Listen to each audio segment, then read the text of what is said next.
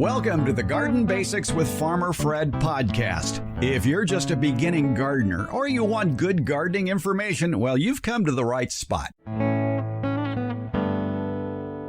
It's a rather general garden question that we received, and it has a lot of possible answers. The question, why am I not getting any tomatoes or zucchini? It may be a very general question with no other details, but actually that gives us the opportunity to go through a checklist of all the possible causes. One of those reasons just might hit home for you. Well, the blueberry harvest is ending here in California, but it's still going on in many other states. We pay a visit to a demonstration garden where the master gardeners share their secrets on growing great blueberries and how to protect those berries from marauding birds. So even if you don't have an interest in growing blueberries, you just might be interested in the details of their easy-to-construct bird barrier to protect your other garden goodies. We learn something new every time on Garden Basics with Farmer Fred, and we're going to do it again today in episode 38. No tomatoes? No problem. Want to learn about blueberries? We've got you covered, and we're going to do it all in under 30 minutes. Let's go. We like to answer your questions here on the Garden Basics podcast. There are many ways that we tell you about during the show how you can contact us. One of the ways is through the Get Growing with Farmer Fred Facebook page. And that's where Lynn wrote us, Debbie. And her question is very general. She says, why is neither tomatoes nor squash producing? Whoa. Well, let's ask ourselves the questions that we don't know the answers to. Right. She didn't give us a lot of information, but there are a lot of things we can think about that might help her answer her question. Exactly. I mean, the first thing that comes to my mind is the right plant in the right place. Lynn, we don't know where you are. Right. If you're in Palm Springs, well, I can see where the problem would lie. It's too hot in Palm Springs to grow tomatoes in August.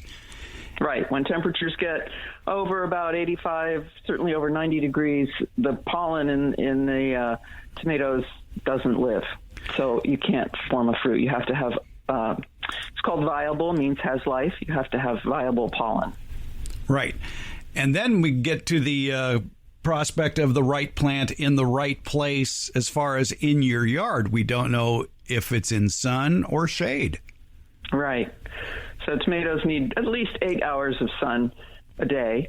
But in some places, more than 8 hours is fine. And in some places, more than 8 hours is too much, and the plant will get too hot.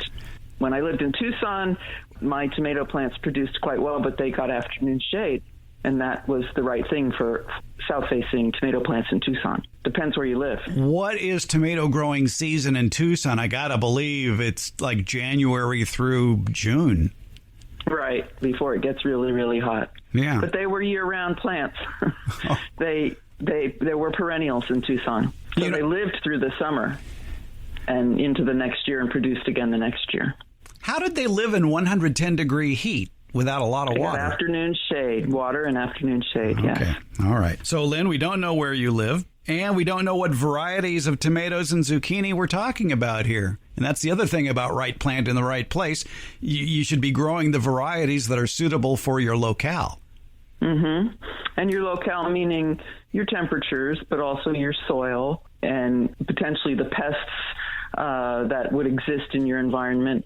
Your humidity, very, very high humidity can make the pollen very sticky, and then it will not move around where it's supposed to go. There are tomatoes made, if you're very cold, there are tomatoes made that do not need pollination, and it's called parthenocarpic fruit production. It means without pollination. They just make fruit anyway. It's like a false pregnancy. And those would work. They're typically made for cooler temperatures. Oregon and north of Oregon, along the Pacific coast, they're used quite a bit. All right, so let's see now. We figured out that, well, it could be the city you're in. It could be the area of the yard you're in. It could be the variety of the plant you're using. I think there is a culprit affecting us here in the Sacramento area this year, and that's more heat than we're used to consistently. And a lot of the popular tomato varieties that have done well in the past many are suffering now because of all the 100-degree days we've been having. Right. You're not going to get pollination when the temperature gets above about 90 degrees, so you're not going to get fruit. And the plants themselves suffer. They are just trying to pump water through themselves. I actually didn't grow tomatoes this year because my bed where I would put them is faces south and is up near a light-colored stucco wall. So they get not only the heat and the sun that they would get in a full southern exposure, but they also get the reflected heat and sun from that wall. And in the past, they've just fried. They just can't keep up with sweating, so to speak, to keep themselves cool. Even though I give them enough water, the system that pumps that water through those plants just can't keep up. And as we learned a few weeks ago regarding zucchini, is that the boy flowers like it hot, but the girl flowers like it cool. So if it's consistently over 85 or 90 degrees, the girls stay home. Yes. Yes, and the other thing that's different, all of what we've talked about applies to both zucchini and tomato, but the additional thing for the zucchini is that there are boy flowers and girl flowers, and you need an insect, a pollinator, and it's an insect, typically a bee, that to carry the pollen from the boy flower over to the girl flower and deposit it on the girl flower. That happens in the morning, and the girl flower has to be receptive. The pollen has to be ripe. So again, that happens in the morning, and that pollen transfer has to occur. So if you don't have the bees to do that, that's a morning job for the gardener to go out and take the male flower. I like to take off the petals because they get in the way, and stick it into the female flower and touch the knob in the center of the female flower, and then you've done the pollination. But bees are also, insects are also good for pollinating or helping to pollinate tomatoes. Tomatoes pollinate themselves, but many environmental conditions like temperature get in the way of them doing that successfully. So having the insects around is beneficial. So if lots of insecticides, especially general insecticides, meaning they kill many, many things, are being used around that garden, then those insects that do the pollination or help do the pollination with the tomatoes are not present. And when it comes to tomatoes, you can help the tomatoes along by doing kind of the same thing by just shaking the little branch where the flowers are in the morning and moving that pollen around. Yes. So being the pollinator, so you have to be get up in the morning and do it pretty early on in the day. Well, this would be another question we would have asked Lynn, and that would have been, are you seeing flowers? And yes. If you're not seeing flowers, well, we go back to, not enough sun. The weather was too hot. Does water play a part in flower development? If there's too little or too much water, can that affect flower development? Absolutely. Any kind of stress, the first thing a plant will do is shed parts when it's under stress, and the parts it sheds, if it's really under stress, would be the flowers and the fruit. They would go first because they're really taxing on the plant. They aren't making their own food. They're being fed by the rest of the plant. And so if there's stress, too much water eliminates oxygen from the root zone, and so the roots can't function. Not enough water, obviously, the plant wilts. It's not able to take up water or nutrients because the water just isn't there. So those are very stressful situations, and they will drop flowers. Too much heat will do that as well. Too much cold. They may not even form flowers in too much cold or in too much shade. There's just not the energy being made by the green parts of the plant to facilitate making a flower. So any kind of stress will cause dropping of the flower. The other question we would have asked Lynn in regards to her non-performing tomato and zucchini is, well, how does the plant look? Are the green leaves healthy? Do you see signs of insect damage or disease? Absolutely. Yep. Healthy plant. Is it healthy? Because only a healthy plant is able to produce a baby, a fruit. Now, another factor that may play a part in this, sometimes people love their plants too much with fertilizer. And if you use too much nitrogen in a fertilizer, that puts all that growth into green growth and not much into flower production, right? Right. And fertilizers, we've learned that people who grow plants have learned that in general we do not need to apply phosphorus and potassium much, if at all. And so many of the fertilizers we buy now are primarily nitrogen. So nitrogen is the first number on a fertilizer bag. A fertilizer bag typically has 3, in some cases 4 numbers on the front of the bag typically, and that's percent nitrogen is the first number, percent phosphoric acid, which is the source of phosphorus, is the second number, percent potash is the third number, so that's potassium, and then if there's a fourth number, that's sulfur. Almost everything is highest in nitrogen. So over-fertilizing with those fertilizers that are high in nitrogen will lead to lots of green growth, but no fruit. Now, I think of sulfur as something that lowers the pH of the soil. What sort of specialty fertilizer would have that fourth number on the box? Or something for an acid-loving plant. Okay. Gardenia, azalea, rhododendron, something for an acid-loving plant. But again, you wouldn't apply the sulfur unless you knew the pH of your soil. Right, you need a soil test. In most cases, we don't need the sulfur to grow a tomato, and so you would have to have a soil test that would prove that you need that before applying it. No reason to spend your money on something you don't need. And that takes us back to Lynn's question.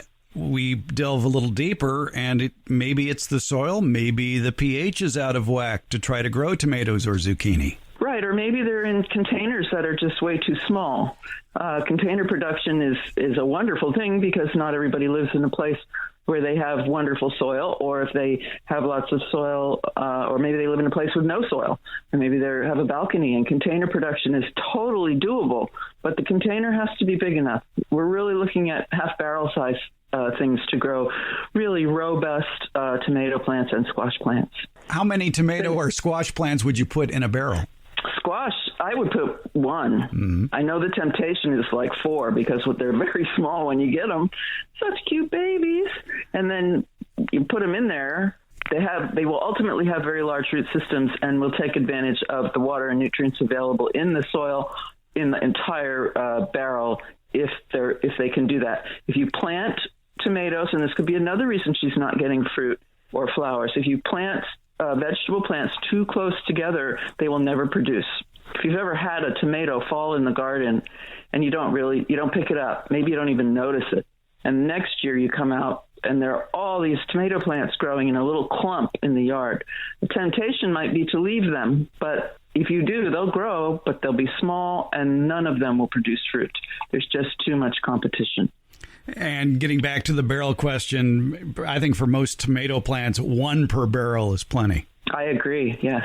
Well, okay, it could be a container issue. And something you pointed out on a previous edition that I think bears repeating, growing plants in containers is fine if it's an annual, but if it's a perennial or a tree or a shrub, there could be problems down the line. Yeah, every time I've tried that, and I have lots of plants in containers, the perennials just do not perform, especially after the first year. First year, they may look great, and then they become basically root bound. And so they don't get very big, and they need to be watered more often, and they need nutrition more often. And so either you move them up to the next size container, or you put them in the ground, or you can knock them out, knock off all the media and replant them, do some root pruning as well, and replant them in the same container, but they will never get very big. So exactly, for then the permanent plants in your landscape, they're best off in the ground or a raised bed, I would think. Yes, but if you can't do that, if you have no soil and no raised bed, there are techniques, but just don't. When you go to the nursery, the tag says it's going to be 20 feet tall and 20 feet wide. It will never get that big in your container. Just be aware of that. If you want to learn more about the conversation we had about roots and root pruning, go back to our July 10th episode of Garden Basics, and that would have been episode number 27.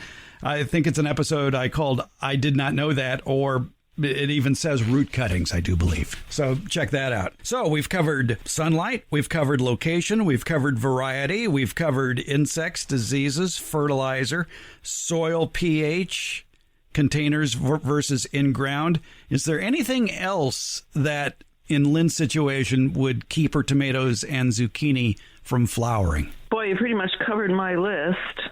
Sunshade, health of the plant, watering extremes, anything that's causing a stress. I don't think we specifically discussed diseases. Well, that goes back to, is it a healthy plant? I mean, if you look at the plant. Is it a healthy plant? Right. But I think in a lot of situations, people go over, they glance at it and walk away. When you're checking the health of a plant, you got to look at the underside of the leaves. You sure do, because there's stuff going on. And even in the ground, if it's a big, healthy plant, sometimes you lift up the leaves on the ground and you find it's harboring insects, be slug and snails in my yard, or you've got weeds growing under there that are competing with your plant, and they need to be pulled out. You might find that your irrigation system isn't wetting the soil under the plant. So yeah, it's definitely a more close-up, both the distance inspection, you can see a change in color, or up close, we can see the specifics. Exactly. And don't ignore the margins of the leaves either. That's a telltale sign for a lot of issues, especially watering. Mm-hmm. Yes. Good luck, Lynn. Right. And by the way, if you want to leave a question at the Get Growing with Farmer Fred Facebook page, please tell us where you live. Thank you. Yes, and maybe Lynn will contact us again and contact you again with more specifics. Once again, we went through all the possibilities, the permutations of why a tomato plant or a zucchini plant just won't flower. And if you have a similar issue, if you just run through that list that we talked about, you just might discover the problem. Once again, Debbie Flower, our favorite college horticultural professor, retired. Thank you so much for your help. Oh, always my pleasure. Thanks for talking to me.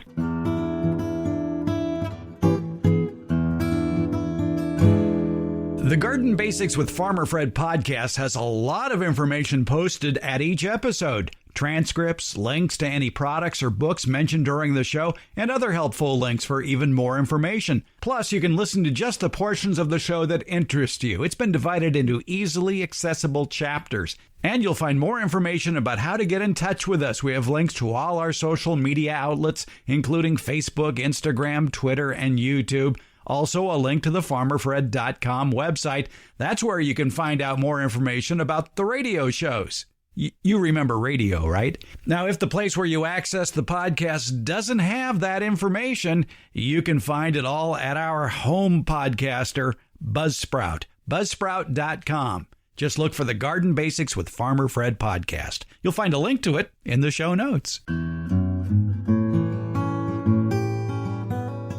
Right now, let's learn some blueberry basics. A while back, I paid a visit to the Fair Oaks Horticulture Center. That's run by the Sacramento County Master Gardeners here in Sacramento, California. It's a beautiful horticultural nugget. You ought to visit it sometime when they're open. Maybe after the coronavirus goes away, it'll reopen. But I was particularly interested in their blueberry display and the way they protect their blueberries. So even if you don't grow blueberries, but maybe you want to protect some of your other crops from ravaging birds, give a listen to how they do it. We're talking with Master Gardener Shenna Mealy. And Shenna, this is quite the system you have here for planting blueberries. Now, most people know that blueberries require an acid soil. And to get around that, a lot of people plant in containers, but you have it in the ground. What were some of the obstacles of having successful blueberries in the ground that require acidic soil? Mostly once a year in March, we test the soil. We test the pH with a pH meter. And depending on what that pH is, then we know that we have to apply soil sulfur. We do that whether they're in a pot or in the ground. Then we add also fertilizer. When we add our soil sulfur, we add half of the amount that the box recommends in March. Then the other half we add in October. So we write that down in our gardening calendar so we don't forget. And then we also fertilize in October also. And with doing that, we keep our pH pretty well in check, and our berries are very happy.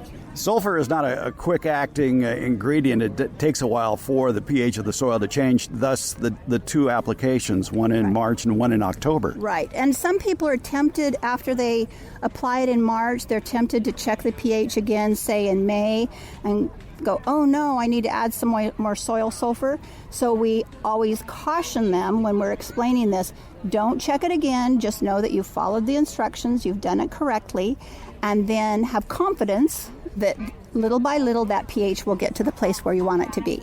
You have your blueberries spaced here, about 3 to 4 feet apart? Yes. And when people come here to the Fair Oaks Horticulture Center and see the blueberries, they're going to be amazed at your netting system here. Talk about this netting system. It's a system anybody could put in at home. Right. It's very simple. If you don't net your blueberries, the birds will eat them before you get to. Blueberries turn blue about a week before they're actually ripe, but as soon as they turn blue, the birds will eat them gone. So if you want to protect them and have some yummy ones left for yourself, you need to net them. What we have done is we have PVC pipe that's about 4 or 5 feet tall with a T at the top. And then that PVC pipe is actually over a piece of rebar. The rebar is in the ground. It's about a 4-foot piece of rebar. We poke in the ground about 18 inches. The PVC pipe goes over that. A string has gone around through the PVC pipe T's. At the top. At the top, yes. And then the netting is over that. So it's really just a support for the netting. Yeah, that string, we should point out, is actually like a white nylon rope. Right. And it could be anything. It could be yellow. It could, whatever. This year we actually painted our PVC pipe green, so it's a little less obtrusive, and it actually looks really fabulous. And it's half-inch PVC pipe, too. Yes. So that's very inexpensive. Very, and easy to do, something that anybody can do with a little, saw and a spray paint if you want. Then the netting that we can buy locally is not as wide, and it's kind of stiff and not as easy to work with. So we have netting that we found. Can I say where we get it from? Sure, oh yeah. It's actually Wilson Orchard and Vineyard Supply, might be saying that backwards, has netting available. The netting that they have currently available is black, but it's also soft. It's wonderful to work with. It comes in 50-foot wide amounts, so you can have a big spanse, and they will cut it to size. So that's the best resource we found around here to get your netting, and they do mail order. So then the other part that's essential is you have to pin the netting down to the ground, because those sneaky birds will actually climb under the netting, eat your berries, break your leaves, trying to fly out. They won't be able to fly out, and then they'll just kill themselves and die. So we don't want that to happen, and consequently we have used hose. You can use anything, actually, PVC pipe, old wood, something to secure the base of the netting around the entire side. We pin that down with irrigation clamps, and that keeps it so that the birds cannot get in. So are these the longer bobby pins, about the 6-inch or 8-inch? Yes. Yep. They're like 1 inch wide enough to go over a big hose, and about 6 inches long. Yeah, so basically you just have like a 100-foot garden hose along the base of the perimeter, and then pinned it down, and that holds the netting in place so squirrels or dogs or whatever and birds can't get underneath it to get the berries. My question is, how do you get in? You have to lift it up. You have to unpin it. You have to lift up the netting from under the hose. The netting then just kind of flops up over the supports, and you pick underneath there and then put it back down. What section opens up? How wide a section do you have open up? It depends on how many berries are. I mean, you can open up, even the whole side if you want to, can be opened up. We usually open up maybe, 6 or 10 feet at a time. Just depending on how many berries are ripening, which bushes need attention at that time. And I noticed, too, that what you have in here, as far as varieties go, they're a mix of northern and southern high bush varieties. Southern high bush varieties have been the ones that have been recommended for our area for a long time. But there's more and more interest in growing northern high bush varieties, the kinds that made Michigan and New England famous for growing blueberries. Are they special northern high bush varieties or some sort of new hybrids? There are some northern hybrid. Well, just as anything, there are going to be varieties of any type that grow better in our heat and our chill hours. The types that are available here in Zone 9 will grow well here, and it doesn't matter.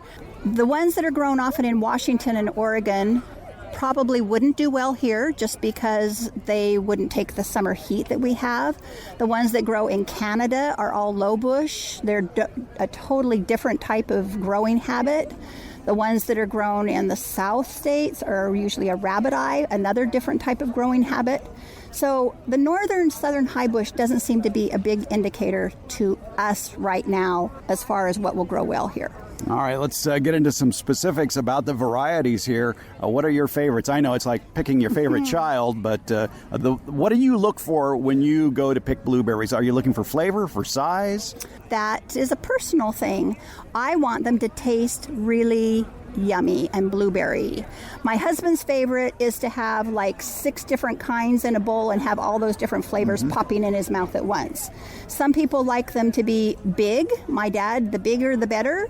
Some people like them to be small because they associate with the intense flavor of some of the low bush ones that are grown in Canada and the very northern states. So I think it's a personal preference. You're absolutely right. Some people prefer sweet, some prefer tart. Because I'm the one that picks them in the yard, I like them big because they're much easier to pick than the smaller berries. And of the ones I tasted this morning, my favorite has to be the Draper because I like sweet and I like large, and the Draper fits the bill. And I would think, too, that of all the varieties you have here, they also would be available locally. Yes, sometimes. They're not always available all the time. There was one I have at my home. I had 5 planted, and there was one that we tried here. We did a little taste test, my husband and I, of the berries from the Hort Center, and we really, really loved the flavor of the Duke blueberry. And so for 3 years, I looked online, I looked at the local gardening stores, I looked everywhere to find a Duke, and I couldn't find one. And one day I was at a big box store and walked by, and there was one. And I grabbed it. And so you really don't know when you're going to find one. Talk a little bit about the fertilizer you're using. I have heard people say you shouldn't use a nitrate-based fertilizer on blueberries, but it's personal preference, really. So what fertilizers are you using here? We use the soil sulfur if needed for the pH, and then we use Nutri-Rich, which is a pelleted chicken manure, which is a 4-2-3 composition. Again, kind of a slow release, and that's pretty much what we use here. Then the other part that we take care of them by pruning and making sure that they get adequate water, and they seem to be very happy. Yeah, the story of Nutri-Rich fertilizer is very interesting. It was a family that had a chicken operation down in Riverside, and they were wondering, what are we going to do with all this leftover chicken manure? And they pelletized it and sold it as Nutri-Rich, and the rest is history. And it's wonderful. We use that in a lot of places at the Hort Center. It's very popular here, and I actually use it at home. I like it very much. Well, Shanna, I've learned a lot here. Thanks so much for your time. You're welcome. Garden Basics comes out every Tuesday and Friday, and it's available just about anywhere podcasts are handed out, and that includes Apple Podcasts, Google Podcasts, iHeartRadio, Overcast, Spotify, Stitcher, TuneIn, and hey Alexa, play the Garden Basics with Farmer Fred podcast, would you please? Thank you for listening, subscribing, and leaving comments. We appreciate it.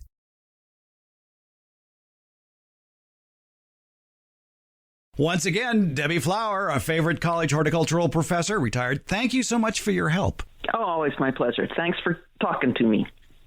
Because I'm lonely. It's COVID. The septic cleaning guy was just not enough socialization for me. Yes, in our case, it was the oven repair guy. Oh.